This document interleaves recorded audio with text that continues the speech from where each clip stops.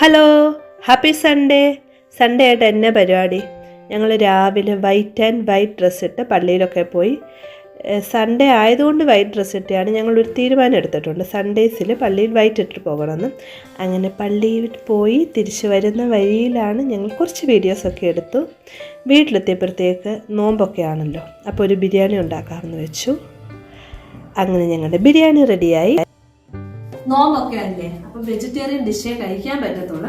അതുകൊണ്ട് ഞങ്ങൾ വെജ് ബിരിയാണി ഉണ്ടാക്കി. ഞങ്ങളല്ല, ഇച്ചാൻ ഉണ്ടാക്കി തന്നെയാണ്. ടേസ്റ്റ് ചെയ്യട്ടെ, ടേസ്റ്ററാ ഞാൻ.